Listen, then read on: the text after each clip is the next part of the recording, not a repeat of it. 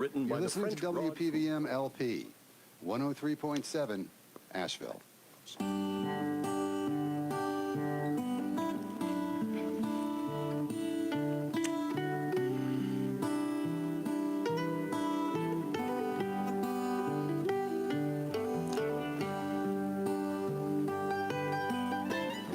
Good morning. You listen to the Blaine's World Show, heard each Wednesday morning here on the new WPVM LP in Asheville, North Carolina. You can also listen online at WPVMFM.org and watch on WPVM's Facebook page. I'm your host, Blaine Greenfield, and each week we focus on the Asheville theater scene as well as on positive news and information about people and organizations in the Asheville area. And toward that end, it's my pleasure to introduce my first guest. He is Mark Cameron, who's an actor and director, and welcome aboard, Mark. Thank you for having me. Appreciate it. And you can also, Mark, say you're on Facebook Live, so you can wave to all your friends and fans out there in Facebook land, and they can all see you. I should mention that Mark is a veteran of stage and has done TV and film over the last 2 decades. He moved here almost 2 years ago from Connecticut, where he spent 12 years as caregiver for his mom. He's lived in Miami, and he's been in a whole bunch of TV shows and movies. In Asheville, he's been fortunate to have been cast in 9 to 5, The Diary of Anne Frank, Underpants, Red Cast, and Cowpoke, 48-hour Asheville Film Festival. Pretty busy guy. I cannot complain. I'm Okay. pretty happy. And what's really cool is I think I've had the pleasure to see you just about in everything. And Mark, the question I typically ask my guests is that how do you get into the whole acting gig? You just sort of jump. You just go for it. I've been a nurse for 40 years, and I think I came from a blue-collar family that just wasn't going to support somebody going to college for the arts, so I had to pick something that my parents would say, yeah, you can go to school for that. And so as a nurse, I think I didn't really start doing any acting stuff until I was 23, and that was 40 years ago, I should say that. What was the first role? Do you remember? Oh, gosh. It was so long ago, I don't remember, That's to be fine. honest with you. Because I have a great idea, Mark. What I want to do sometime is to do like a fundraiser in the Asheville area and to have everybody do their first role. You know, that it's a lot of times people begin when they were 5 years old, they were a tree or something. But wouldn't it be great if we could be creative in your first role, if you could remember it and save it for the rest of the world to see? You know, I actually think the first piece of theater that I was ever really in that was an independent production was The Green Parrot, and it was in Miami, Florida, and it was sort of an improvisational piece, and I think I played 6 different roles.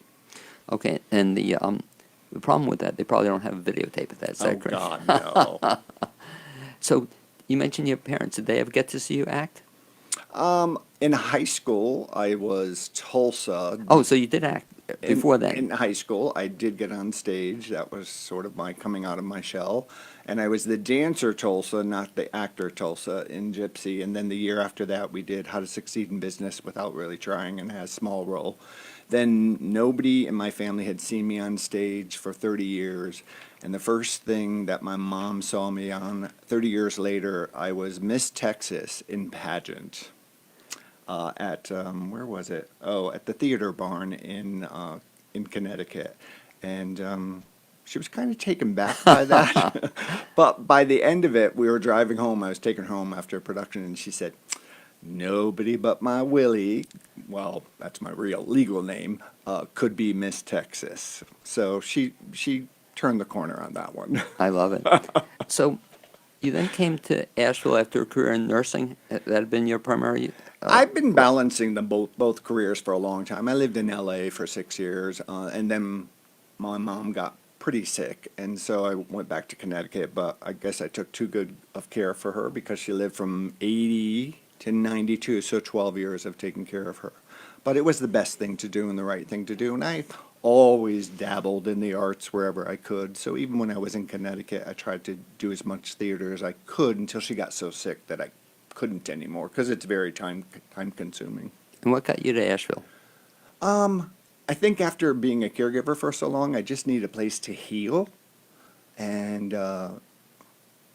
get that energy back get that mojo back. And so far, it's been the right place to do that. So I have no complaints. This Well, I is mean- meant to be. You just look at the number of plays you've been in within a 2-year period of time. I mean, that's pretty impressive. And what's really impressive, and it'll segue into your current play, is the kind of work you've done, a wide range of stuff. You know, it's not the same old, you know. So I guess maybe all your life you try to avoid being typecast in one type of role. I would prefer to be a character actor any day. And I've done some leading men roles and haven't gotten great reviews for them. So I know that's not my niche. So definitely character roles are what I will do forever. And especially with Miss Texas, you know, was definitely not. Her name was Kitty Bob Ames, Miss Texas. She aims to please. Was that intentional casting that they went against? Oh, pageant is usually done with 6 guys Oh, is in that it? drag. Okay, I don't know it. Yeah. Joel Paley wrote the play, and it's a musical as well, and I don't sing, so that was a great combination. But sometimes when Miss Texas, Kitty Bob Ames, didn't win the crown at the end of the beauty contest, I would come out with a gun and just take it from her, whoever won. It was fun. It was empowering for someone to say, yeah, you could be a not-so-pretty drag queen beauty contestant, and it had its run, I guess, in the 90s on Broadway or off-Broadway. Now, as indicated before, when we went through your list of stuff you've been in Nashville, I've seen you in just about everything. But to disagree with you a little bit, you said you haven't been you're a character actor, not a leading role. Yet the play you're currently in, you have the leading role. I do. And talk about that play. Well, it's read by John Logan, and fortunately, I was asked by Dakota Mann to do the part of Rothko for him because he was he still is a student at UNC, young man who wanted to do that role that Eddie Redmayne made pretty famous on Broadway, and to do an Alfred Molina role and to do a play that was a Tony Award-winning play in 2010, and to have such a strong character. I mean, he's not very likable. He is the leading man, but he's still a character. He's not leading there's nothing really romantic about this other than maybe some of the art is romantic to a degree. But yeah, to have a lead role that's pure character is probably right up my alley. So I just feel like I fit it pretty well. And for the benefit of folks who don't know the play, we're talking about the play called Red, very powerful play. And if you can give me, or maybe the listeners, Mark, kind of the Reader's Digest version of what the play is about. It's basically in the late 1950s, maybe early 1960s. Mark Rothko was probably one of the most well-known, prolific, and wealthiest abstract expression artists of that time, painters, along with Pollock and Barnett Newman and de Kooning, a whole bunch of artists of that time. And he was commissioned to paint these murals for the Four Seasons restaurant in the new Seagram building on Park Avenue in New York. Park Avenue. And he does these incredible paintings, and his assistant kind of questions him on, will these fit there? And what ultimately ends up happening is the murals never get into the Four Seasons restaurant. And through the process of this play, you see why that happens. And so Rothko has a delayed epiphany, and the role of Ken is very important in helping Rothko find that. And you mentioned the role of Ken, and you mentioned the name Dakota, and we're talking about Dakota Mann, Yep. a local actor, very talented individual. And so he played against you when I first saw the production. Out at Hart, yes. But now he's not playing in the role, is that No, correct? because he was lucky enough to go to Scotland for the Edinburgh Edinburgh Theatre, Fringe Theatre. So I think a bunch of students from UNC went. So I recast with a student from UNC that didn't go. So I have Ryan Miller presently in the role as Ken, and it has taken on a whole new life with a whole new actor. And that's interesting because you say that when I saw it, I thought Dakota was just perfect for that role, but I thought you were perfect for that role too. Especially if somebody wants a light comedy. No, Oh. I'm being a little facetious. We actually had an audience member who had a pretty visceral response to the play out in Marshall, where we had done it. We've already done 5 performances out there, and it really hit her pretty strongly. How so? Because Rothko is not a nice person. I mean, the role of Ken is actually a compilation of 3 assistants over 2 years, because they quit or fired. He's kind of not a nice person. And she responded to that and had a lot of empathy for the character of Ken. And we all have histories, and we all have, things that we have to deal with, and it's exactly what theater does. It stirs things up. And when I saw Dakota in the role, I was really impressed that he really stood up to you.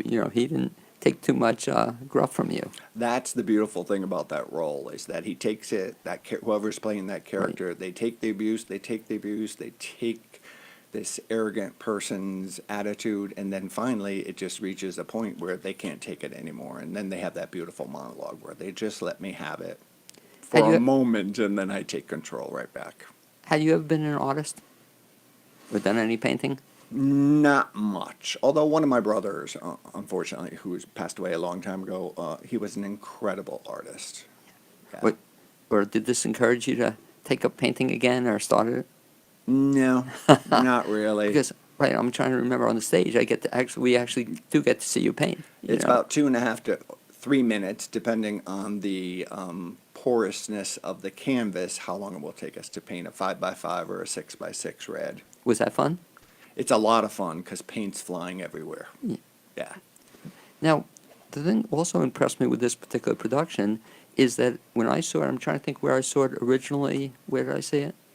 You saw it at Heart. At Heart, But right. they've done it here before. It's been done at 35 Below, and it was done out at Parkway Playhouse. I think Andrew Gall was the first person to bring red to North Carolina. But, not having seen other productions, as a compliment to you, I just can't see anybody else being the painter, but you.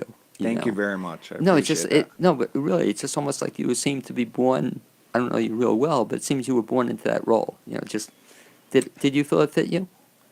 I felt it fit like a glove, and having done 23andMe genetics to find out if I had the same dementia genes that my mom had, and unfortunately I do, I also found out in that process that I was part Ashkenazi Jew. So when I got here to Asheville, it was important for me to get the role in Anne Frank, and then it was very important for me to play this role because Rothko, a lot of people, he even says in the play, I was Mark Rothkowitz, and then he turns it Interesting. around, he becomes Mark Rothko, and then he says, nobody knows I was a Jew. Well, the interesting thing also that you've done with this play, and I haven't seen too many people do it quite the way you've done it, is that you're like taking on the road. I've never quite seen that, that you had such a good run at Hard, but that's what, 40 seats, I think, in that little theater Oh, at they could Hard? put 60 there. 60, Yeah. but it was a nice crowd when I saw it, but you decided you didn't want it to end there, and so talk a little bit about that process. As an actor, it is very rare that you get a role that fits you so perfectly. So I just felt like doing it at Heart was just the beginning. I knew it needed, I needed more time in this role to really get it. So I produced it, I put my money into it, and now we're halfway through. We've done 5 shows, we got 6 more to go, and I went with my intuition. I had no intention of putting together a theater company or a production company, but I was determined to do it, and the value I'm getting out of it as a producer and redoing this role again with Jeff redirecting it and a new person, I can't even define as an actor. I did the right thing. And so if you would love to come and see it again, I think you would see 2 different shows. Well, again, what I think is kind of neat about it is you're also taking it to other parts of the community. So you're at Hart and Waynesville. Then Marshall. And I don't know if I've never seen anything out in Marshall. Where do you do it in Marshall? We did it downtown on a second floor, a small little place called Mix. Tim Nylander has that place, and they play music there, but it's very all brick walls. And when I walked into the space, I thought, this is perfect. And everybody that saw it in that space thought, this is New York, East Village, perfect. Does that change in terms of how you're doing the show if you're in a different venue? Like, Oh, completely. We just did 5 performances in a tight place, went to Attic Salt last night, and now we have depth, and we have height, and we have just so much more. Again, it's another reincarnation of the same show. and it seems the Attic Salt facility is going to be perfect for that show.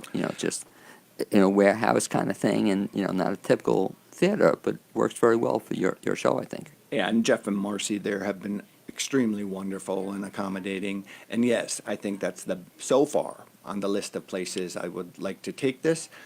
It's the best venue. Now, do you want to take it other places also? Well, actually, it sounds kind of bizarre, but I have a friend in Canada, and maybe next summer. This is the kind of show, if you have that one person that can do that part of Rothko, you can put it together pretty quickly. Just slide in the Ken, who has maybe 40% of the dialogue, and in 2 weeks you could put it up like really fast. Now, had you ever seen the play done elsewhere? Only clips of it on YouTube. No, I never saw it. Okay, I so would it's- have loved to have seen this in New York or London. Yeah, but it's really cool. So now it's kind of your role, and if we take it elsewhere, is that like something that I guess kind of neat for an actor to be able to do, to have a role and then to take it elsewhere? Does it change each time you do it? Oh, it has to. I change, so it changes. Yeah. How does it change? I think organically it just feels different. With this new Ken that I have, I look into his eyes and say things, and my internal response is very different than looking into Dakota's eyes, and it's just intimately different. You've just got another person there who's responding in a completely different way. They have a completely different energy, and so it affects the play just as much as the exterior, like Attic Salt will affect. Changing a person's role and me getting even more comfortable in my role. I know him now. I kind of knew him at heart. Now I really know who Rothko is, my interpretation of him. Had you done research on him also? Ooh, lots of research. And a lot of the visuals, a lot of the videos I've seen and other people that portray him, they portray him a little nicer, a little more accessible. But when you do the research, you see that they may play him that way, but in reality, he was pretty tight, pretty rigid, pretty fixed on his mission with his art. And it's funny you say that, because after I saw you in the play, I did read up about him, because I didn't know too much about him, and it was kind of interesting to find out his life story. And but the great thing about the play is, and it's not a real long play. How long is it, would you say? We take a little intermission just so people can go to the restroom, and Right. some people, want to sell Concessions, concessions. whatever. Hey, that's part of the deal. But it runs about 85 minutes. Right. So it's not a long play, It's but 5 scenes. right.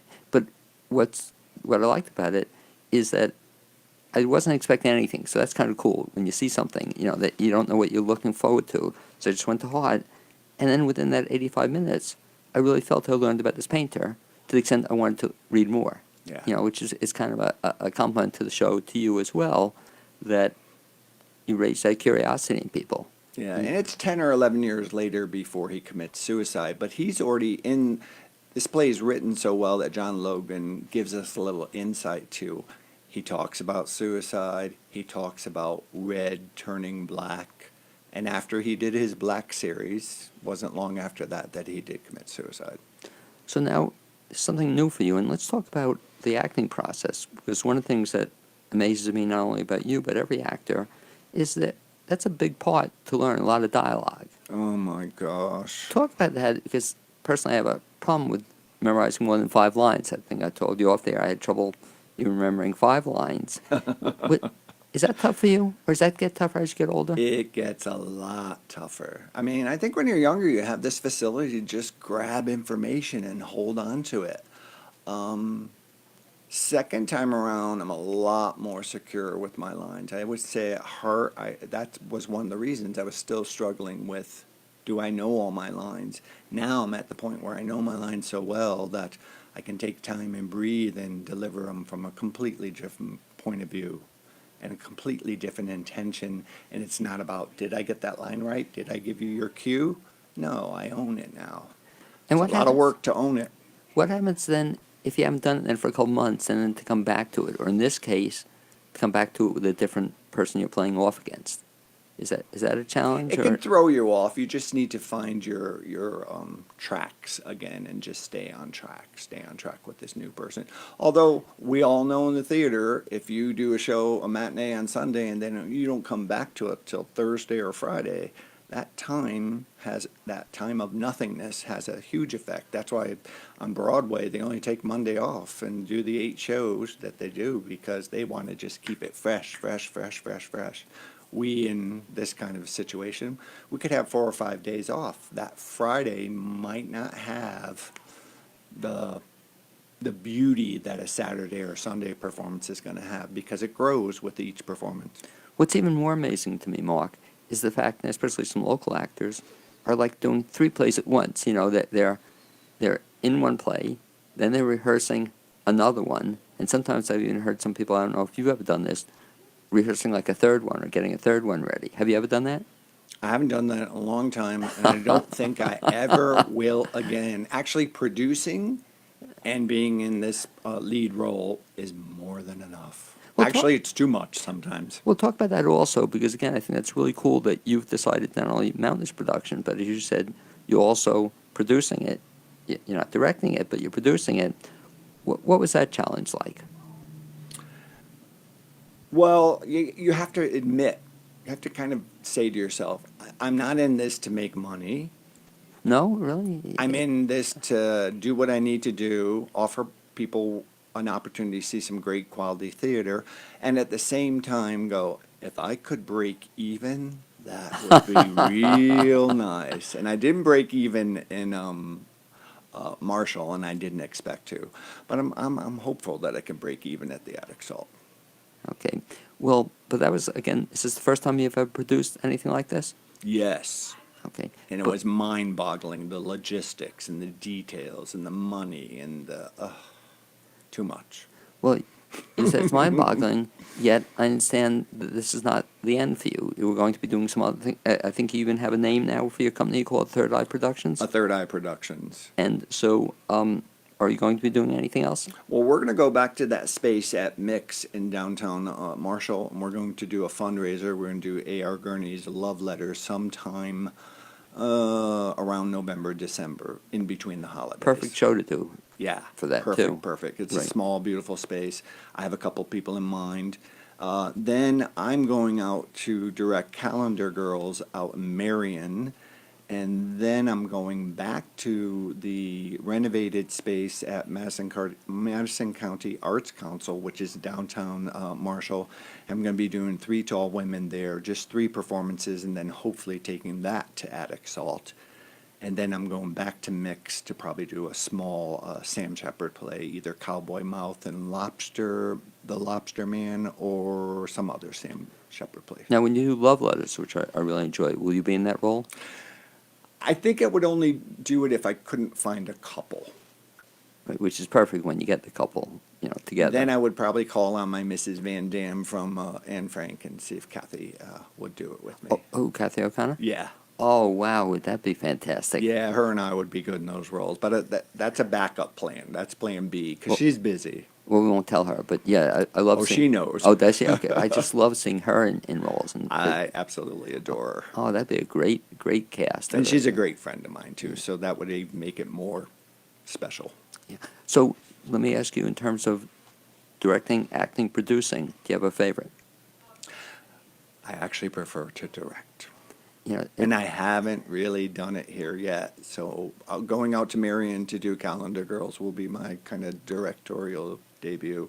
When I studied at the Beverly Hills Playhouse in Los Angeles, they put a huge emphasis on directing as well. So when you were in class, you were acting and directing. And when you have people like Jeffrey Tambor teaching you, and Milton Katselis, and wow. Jocelyn Jones, you got some incredible people giving you incredible knowledge. And I kind of miss being there because it was, who knew going to LA I would learn so much about directing and so much about theater.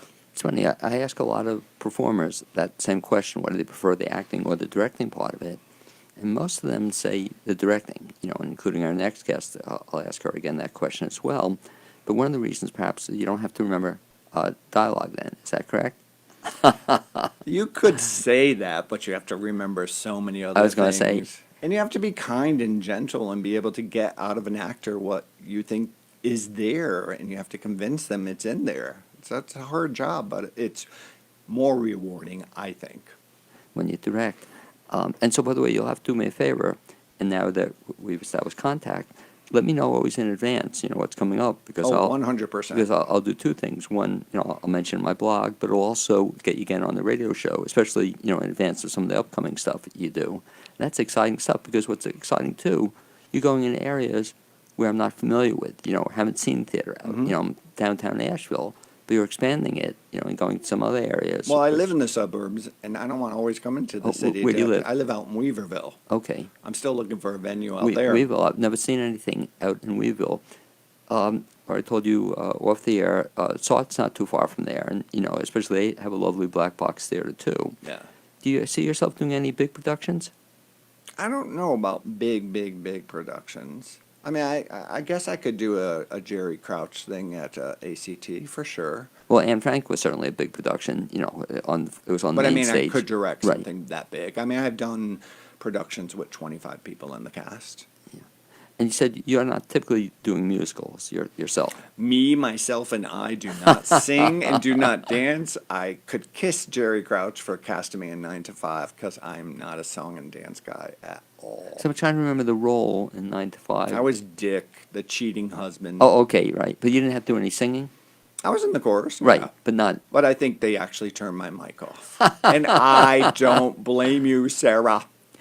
So funny you said that. A friend of mine, we were talking about him, also off the air, had the same experience. Dan Clancy was in a play at Sod, and they didn't have the mic on him. That he was in a chorus type role, but Yeah, they didn't want him singing. I had a mic because I had lines in a couple little tiny scenes, but for singing, if I could have shut it off, I probably would have. But and I give performers so much credit because singing. I was in something that Jerry Crouch directed, Business Sings Broadway, and the singing was tough enough.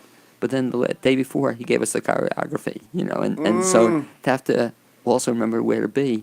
And so it's funny, Mark, we're all bumping into each other, because we weren't dancers, Yeah, So, God bless Tina Pisano. oh, because yeah, exactly. She was very patient with me. God bless her and Sarah. They were very patient. Had you danced before?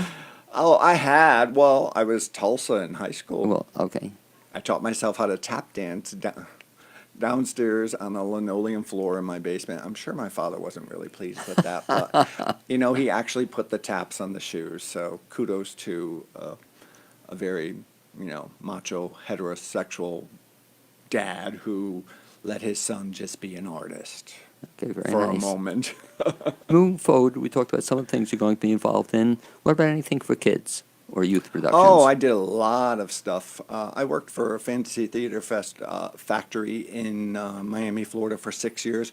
We did children's educational theater tour throughout the state of Florida. So I was one of those guys in a van on the road going from cafetorium to cafetorium and then playing big houses like the Tampa Theater and Broward Performing Arts. We were such a small company, we played our little play in front of the curtain for 3,000 kids. If folks want to see Red at Attic Salt Theater, it runs when?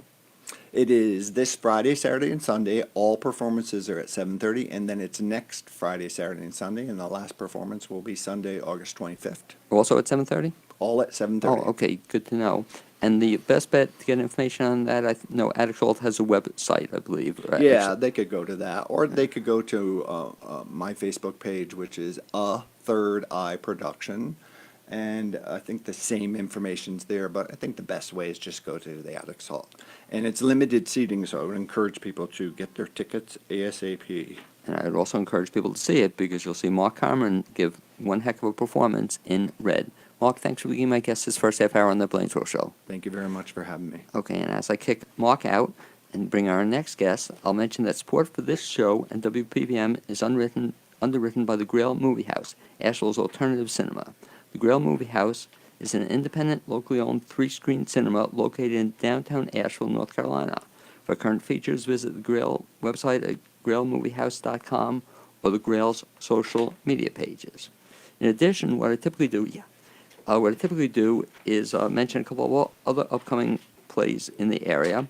And Menopause the Musical in Concert, a fun show, is going to be running August 15th to the 17th. And it's a hilarious celebration of women and the change. See for the first time or come love it again. See what millions of women worldwide have been laughing and raving about for years. And that'll be at,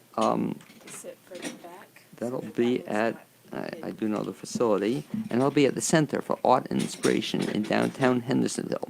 Fun show, and it's not just for women. Guys will love it as well. In addition, Murphy Funk House of Caps will be in a show called it's a production called Word Out of the Bag, being hosted by David Joe Miller. And it'll feature the very talented local performer Rhoda Weaver. And that'll be on Thursday, August 15th from 7 to 9 p.m. And that will be at Archetype Brewing on Broadway in Asheville. And for information about that, you can go to www.storytellingcalendar.com. Should be a good show. And I was going to announce, Stephanie, the next show, Rabbit Hole, but we're going to be talking about that. All right. So we'll talk about that in just a second. As my next guests work their way into the studio, and it's my pleasure to welcome Jamie Knox and Stephanie Hickling-Beckman. Hey, Blaine. Hey. Good to be Okay. here. And also, I don't think we had it last time, but you can also wave to your fans and friends in Facebook. Hey there, fans and friends. And they're all watching you. And it's a real pleasure to have these two women on board. And I should mention that Jamie Knox is a playwright, actor, mother, among other things, yoga practitioner. Stephanie Hickling-Beckman is an actor, director, theater producer, mother, you name it. Stephanie, if something in Asheville, Stephanie's going to be involved in it. And you two folks blow me away, but we'll just get right into this current project you're involved in. And when Jamie first told me about it, I said, whoa, that's pretty impressive. But all of a sudden, you got the idea to write a play? Yeah. Yeah. What gave you the idea?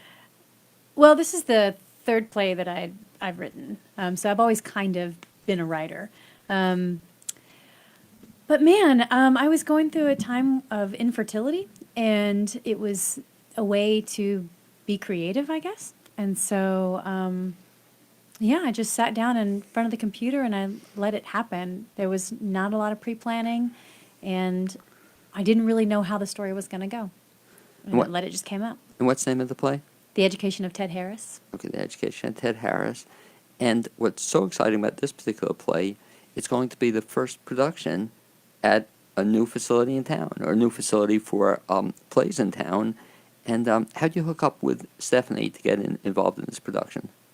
Well, I wanted it desperately to be a Different Strokes production. So I just emailed it straight to her and said, take a look at this and let me know what you think. And she emailed me back and said, I like it, let's meet. Now, I'm trying to remember, had you been in Different Strokes productions? No. Not yet. Oh, not yet. Not yet. Well, Yeah. no, because she's not in this one, right? She's No. a playwright, but she's going to be in something in the future. She's definitely going to be in something in the future. Definitely. And count when- on that. And once you get on Stephanie's radar screen, you don't disappear. Good. So let's move forward from, you get the email from this person, this playwright, she wants to do a play. What happened then, Stephanie? I took a look at it and I really loved it, but I don't consider myself someone who, I just know what I like. I don't know about structure of plays and stuff like that. I know what I like and I know what works for us when we're in a rehearsal process. So I sent it to a friend of mine I really liked it. So I sent it to him. I said, I like this, but I want you to take a look at it to see if there's any feedback I need to give that I'm missing. And he wrote back, he said, leave it alone. This is beautiful. He said, it's perfect the way it is. So that was it. Yeah. I And- trust him a lot, and I just needed his feedback on it. And what's so cool about it, it's going to be the first production to be seen at your new facility. Yep, at the Tina McGuire Theater in the Wortham Center for Performing Oh, Arts. Yeah, we just want to get Jamie so we can see her face. So somehow we're blocking out on that. We'll work on that a little bit. It's the very first thing in the theater, period. It's because we're opening that theater with this play. So it's really exciting. And how cool is that? Yeah. You know, going from, and nothing wrong with where you were, but going from a theater that had, I guess, challenges might be the word Yes. for it. A lot fewer seats. Yeah, a lot fewer seats. Well, you were telling me off the air, when I went there, it was like 40 seats. At one time, it had been 65. It was like 65 at one time, and then it slowly kept getting knocked down. Every time the fire marshal would come in, he'd take another 10 seats, it seems like. So. And so, what I'm really looking forward to this show is we're going to also have a show that can be seen by how many people will it see? Do you think? 85 to 100. Okay, so you can imagine we're just changing the mic's position. That's pretty good, so we can get everybody's smiling face in this. So that'll be something different for you. Yet, in your spare time, you're also involved in another show right now, Yes. and that's, I mean, two women just blow me away, you know, being somewhat facetious in your spare time. So I just can't believe that people can do that, you know, to be directing one play and then mounting another play and also probably looking at 17 other plays Yes. at the same time Yes. simultaneously. So, quote, in your spare time, what else are you doing? So it just happened that I had spare time this time because, you know, we were planning the big renovation of a new space before the Dinah Wortham came along. And ACT had approached me last year about directing there, and my schedule was way too full. But when they approached me this time, it was like, oh, I've got about 9 months that I'm not going to be, like, really doing anything. Well, doing a lot of things. So I was able to direct The Rabbit Hole, or Rabbit Hole at ACT, and it's playing right now. It runs through the end of the month, I think. Another 2 weekends. And the thing that folks can, of course, look forward to, if they want a light, breezy comedy, this is not the play for This them. is not the play for that. Although it's a very, very well done play, that the cast is amazing, and they've tackled this hard subject with compassion and with extreme commitment. So it shows in their performances. So I'm very proud of what they produced. And talk about two things, Stephanie, if you would, both the play and the cast. So the play, for the benefit of the people who don't know it, or never saw the movie, is So the summary. play is billed as a couple who lose a child. Their 4-year-old child gets hit by a car. And I've seen this in the whole course of the direction as a play about a couple who have this big incident that happens to them. It could be anything. It could be infidelity or whatever that happens in their lives, because all couples face some huge event that is designed to tear them apart. And you see how strong the couple is by whether or not they can last through this.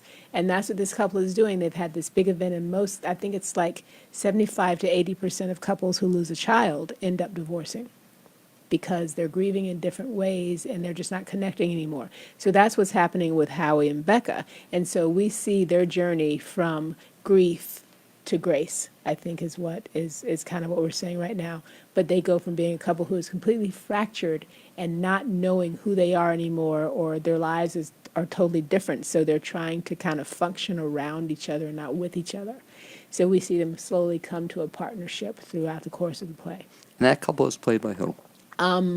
Robert, Dale Walker, and Courtney Robinson. Okay, and what a cast, you know, Yeah. just the two of them. And they have amazing chemistry with each other on stage, so it's beautiful to watch. And one of the things, too, and we'll get back into Jamie's play in a second, but one of the things that folks get to see when they see a different strokes, well, no, I should ask you, is there going to be a talkback in these productions?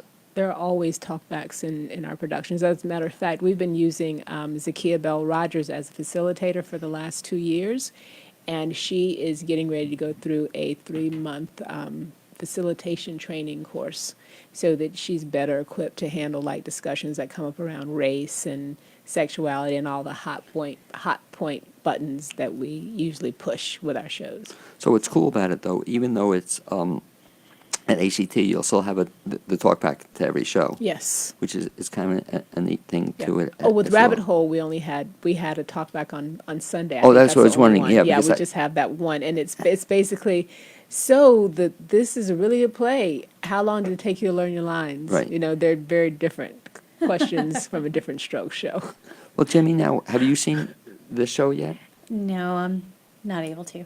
Okay, and that's one of the tough things about being in theater, especially in the Asheville Right. area, that if you have other things going on, Right. it's hard and to... being a new mom is really hard to get out at night. And It's keeping do you a little things. busy? Yeah, I'm a little busy. Well, you were so cute, and we should have mentioned on the air, that's on Facebook, that, what is it, you're looking for, or do we still have still for need for somebody to watch for 2 days? I'm trying to see every single performance of The Education of Ted Harris, and so yeah, I'm scouting out for a couple babysitting nights. If we 3 need of to them. set up a bassinet in the lobby at the Wortham, I think we can accomplish that. And have Right one of the on. ushers just make sure that Yeah. she's not crying. Apparently, she loves applause, so I Oh, just that's it? heard that Okay. today. Well, I give you credit, though, Jamie, because one of the interesting things, and I'll ask Stephanie her opinion on this as well, but director, there's no rule per se that you have to be at every production. You know, like I was surprised when I first saw that people would come out of town, they mount a production, I guess stay for opening night, and a lot of times the director just leaves. Yeah, and the can't- playwright's never there, I would assume, except, if they're being called in specifically, being paid to come in, or if they live in the same town. But I want to be at all of them. Well, it's probably really exciting to see, your words come to fruition. Yeah. Have you seen any rehearsals yet, or are you in rehearsal now? We're in rehearsal now. We're in the discovery process, so I get to have some artistic input, and then thankfully I am shut out, and it's all in her very capable hands. And so we know the director of that play, too. Is that correct? Absolutely, yeah. I wouldn't trust anyone else. And that director is? Yeah, absolutely. It's Stephanie. Now, have you ever done any directing? Oh, yes. Yeah. So the question I asked, and I asked our previous guest, I'll ask you, and I've asked Stephanie before, but I'll ask it again. Acting or directing, do you have a preference? Acting. Is it really? That's really interesting because a lot of folks tend to say they prefer directing. Stephanie, same question. Directing, hands down. I wonder though, why is that? I am a much more confident director than I am an actor. As an actor, I tend to be really self-conscious about my choices. And I can see what I want to do in my head, and I can think about it as I'm running my lines, but then the execution of it is always difficult for me. And it's just, to me, it's too much pressure. To do the acting? I really enjoy the directing piece because I get to guide an actor to those places. Like if I had a director like me, and I'm just going to, if I had a director like me that could see where I was going with stuff and guide me to that, I think I might have enjoyed acting more. But I've only had a couple of those directors, and those don't exist far and wide in Asheville, so it's much easier for me just to take it in my own hands and kind of, it's like playing chess, where you're moving your pieces on the board and you get to see the whole picture and tell a story yourself instead of telling somebody else's story. Well, I'm going to give you a compliment here, and I'll ask you about it. I think one of the actors going to be in Jamie's play. Is Daniel Henry going to be in that play? Yes. And the compliment is this, and Daniel, it's one of my favorite local actors, but watching him through your directing, I love watching the growth he's had. You must have directed him in a bunch of plays, would you say? It's been, I think, 3 now. Yeah. This And- will be the 4th one. And just watching him each time, I'd seen him way back when he was at SAWT, at Mars Hill. I could see, had a lot of potential. But to then watch him as an actor, and I'm seeing him grow each time I watch him, and that's kind of exciting. It's been really exciting watching Daniel. I remember from the first show that I directed him in, and then he went away to New Right, York for a month to do this intensive, and he came back with a lot more confidence and taking a lot more chances. So watching him grow in that way, and then I think I've been able to nurture that a little bit because we talk a lot. He trusts me, so we talk a lot about some choices he's making in different roles and what he'd like to do and how that might look. So we have a lot of conversations. It's about really fun his because growth. he's so really excited about this role and terrified at the same time, which Yes. I think is perfect. And what's interesting Yes. about him, Jamie, is that I've seen him in different kinds of roles. It's just fun to watch any actor, I guess, not do the same thing all the time, and to watch an actor develop. So that's, for you, I guess, that's probably a fascinating part of the process, that you're involved initially in all the meetings and discussions. That's right. So I get to have some artistic input, sort of be there and and make edits too as we're going along. I was going to ask you, so is the play changing a little bit as you go along? Just a little bit of timeline, and a couple words here and there, but Just details. not I think. much. Yeah. But that must be tough also for an actor. I've always wondered about that, especially. Totally, to be right in front of the playwright? No, Yeah. and not only that, but also to have to memorize the dialogue, Oh. and then all of a sudden be told, tomorrow. They haven't. well, they're they not haven't. They haven't gotten to that yet. point Oh, of okay. memorizing it yet, so they're not off book for a couple of weeks, and that's why we wanted to put this early on. So if there were any changes, that it wouldn't be changes to what they've already learned, Right. and there won't be any big changes where they've got to learn chunks of dialogue. It'll be words here or dates there, those kind of things. Because I always wonder, especially with like Broadway shows, when they do they take out a whole number, then they add another number, a couple of days before. It's just the way it is when you're a professional actor. Okay, you have to be able to do that a little bit. Your first role, I don't think I've ever asked you. Do you remember your first role? My very first role Yeah. performing? Yeah. Uh-huh. What was that? It was one of Geppetto's assistants in Pinocchio, And how old were you? 9. Now, I'm going to offer a fundraising opportunity for Stephanie. I think I've told you this before, but I thought one of the great things we should do in Asheville Theater is to have everybody do their first role, and we can mount it, God. and it'd just be a review, so you don't have to do the whole show. That's funny. But can you imagine you come in as a little 9-year-old to the first role? Do you remember your first role? I was one of the little ducks with the feather on his back. The one that led the others with the quack, quack, quack. In what? It was a little musical thing that I did at my rec center in my neighborhood when I was like 5. So they don't have a videotape of that. No, I hope not. Yeah.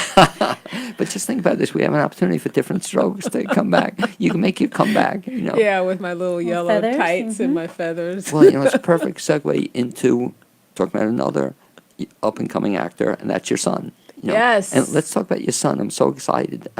I don't think, have I ever seen him on stage? If you've seen Christmas Carol at Asheville High School, he was in that for like 3 years. He played Tiny Tim for 2, and then he played other roles. Oh, he's Tiny Because Tim. he got too big, so then she gave him roles as the other family members and stuff. Well, talk about your son, and he's going to be an upcoming production.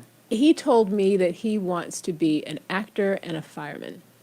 And I think those are usually 2 night jobs. So I said, we're going to figure out how that's going to work out. I think you might Well, need to. Asheville, they hire day firemen, right? They work 24/7. You always hear the trucks going. So But then if he's on call, if he's on Right. stage and they get a fire call, then what happens? We lose an actor, so he has to back up. But Zay is going to be in The Wizard of Oz as a munchkin at ACT. So he's really excited about that. yeah, but I don't know. We were talking a little bit off the air about typecasting. Is that unfair that he's going a munchkin? Well, all the adults are playing the lead roles, so the kids are all the kids are munchkins. Yeah, is he excited about it? Yeah, he's really excited about it. He wanted to be a monkey originally, but I said he could not be. And then Jerry said that he was only going to cast one actor as a monkey, and it was not going to be an actor of color. So I Oh, was is that glad to hear about that. very cool though? That's great. So is he excited about this role? He's so excited. He's been at rehearsal 2 nights this week, and they're learning songs right now, so he's really into that. My kid loves musical theater, so Great. I probably won't have him much for my more dramatic stuff, which I'm trying to find a part for him, trying to do a play that has a part for a kid his age, but he's growing too fast. I'm and the one currently writing it. Are you? Thank you, Jamie. Because I was looking at Mothers and Sons, and there was a part for like a 7-year-old boy, but now he's almost 9 and he looks 12. I was going to say that. So- Yeah. So same question too. So for your daughter now, are we looking to have her perform? Yeah, I mean, we talk about how adorable and she is, and we should really capitalize on that, right? Go ahead and get her an agent, get her out there. Yeah, I mean, I'm sure my husband's a musician. Right. I'm sure she will not be an enemy of the stage. Would you look forward to her being a performer? Oh, for sure. Would you? Yeah, I'll definitely support it. It's interesting. You heard I don't know if you heard my other guest, but he was saying he didn't get a lot of support necessarily when he was younger, from his parents to be a performer. When you were younger, were you encouraged to do all sorts of stuff? So I was. My story's a little bit different. I had a sick mom, and so it was kind of like where I could go and escape for a little bit. But also my dad, he loved the video camera, and so he just followed me around. And I'm so much younger than my brothers and sisters that I was, sort of the baby of the family, and, I don't know, super cute little thing. But he would set up a tripod camera out in the backyard, and for hours I would just perform in front of the camera by myself, doing commercials, doing little sketches, just by myself. Do either of you watch a TV show called The Goldbergs?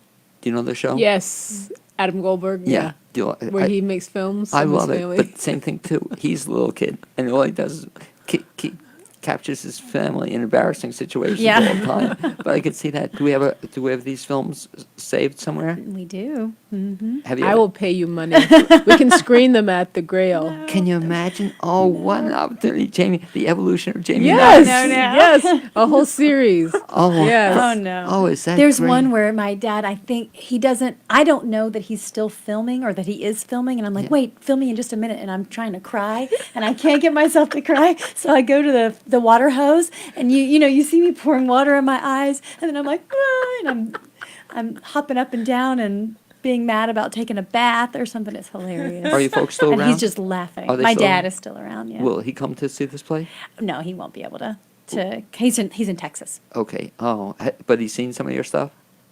Yeah, all my life. I wonder. You mentioned that. I've always wondered that about acting, in terms of crying. Is that like something that can you cry now? As an adult, Yeah. I only cry if it actually comes. And you can though in a show.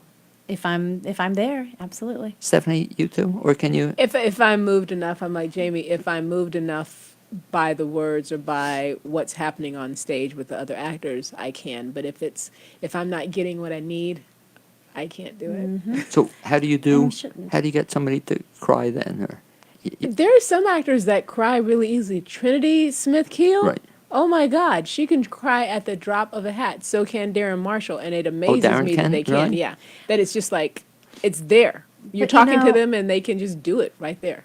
I don't know. I also, when you have access to your emotions like that, you have to also remember that not every character cries too. Right. That it's important that some characters hold back their tears.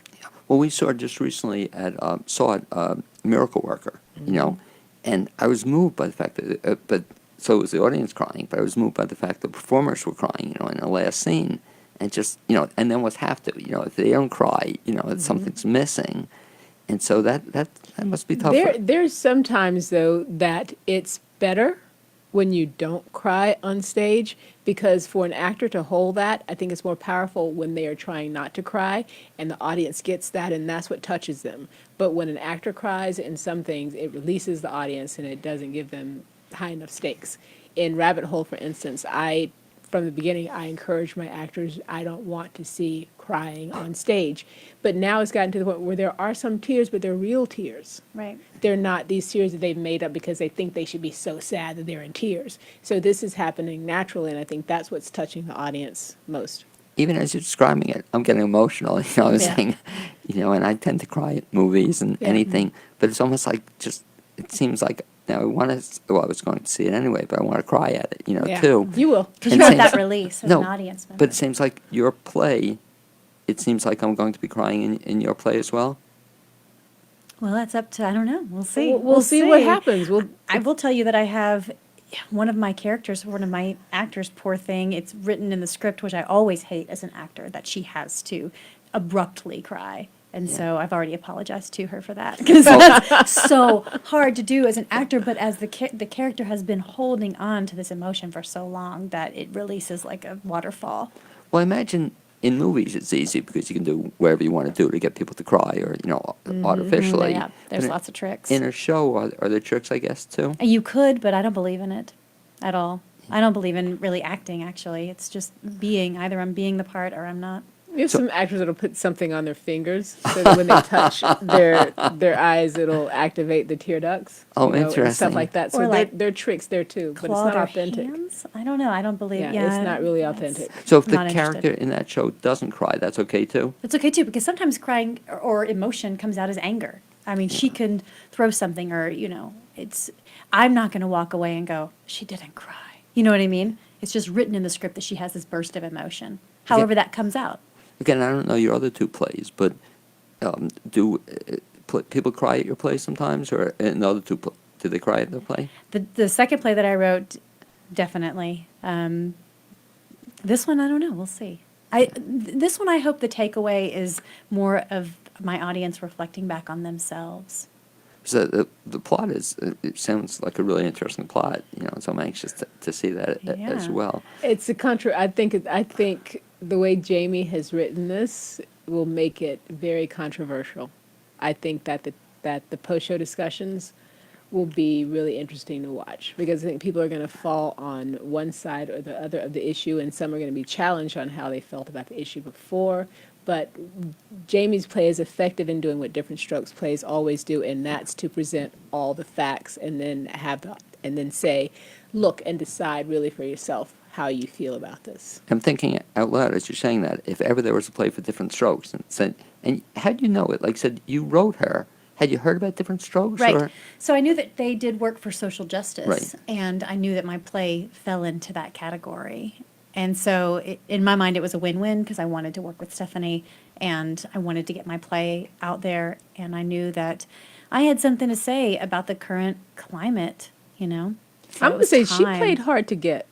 She played hard to get. She may have known that she wanted to work with me, but I actually begged her So to let she me didn't direct know this play. So this is really funny, because Stephanie doesn't know this either. Because when we met up, I thought I was there to convince her to do my show. And I thought I was there to convince her to let me do this show. Oh, is that so, cool? Well, yeah. as Jamie's talking about it, I'm saying to myself, I want to see your other two shows, now too, so we can have a series, the Jamie Knox series, or. That'd be fine with me. Yeah, no, but I'm saying. I'd like to see them too. She hasn't shown them to me. Oh, you haven't seen them yet? Because I guess really exciting for a playwright is for a show to have legs, and for to sure. not like. So your first two shows, were they ever done elsewhere? No, Okay, but they were done somewhere. they've not been Oh. in production. So is that a goal kind of yours to get them produced? I think I need to tweak them a little bit. Yeah. They're definitely not. They're not as strong, but they can be. But you're writing a fourth play also? I am. Again, and what gives you ideas for writing a play? Oh wow, that's a really complicated answer. I think I have the ability to tap into stories that are ancient, or stories that keep coming back around, that aren't my story at all. And I feel like this when I teach yoga also. I kind of just shut myself off and let the teacher come on. Same thing with writing. The characters visit me, and I tell their story. I'm really attracted to subtext. I'm really attracted to secrets and lies, secrets unraveling. So that's really important, and you'll find that in every single one of my plays. I love those kind of plays too. So this is a match made in heaven, I Yeah. think. And Stephanie, I'll ask you the same question in terms of playwriting. Have you ever written a play? Oh no, Any desire? I love telling other people's stories.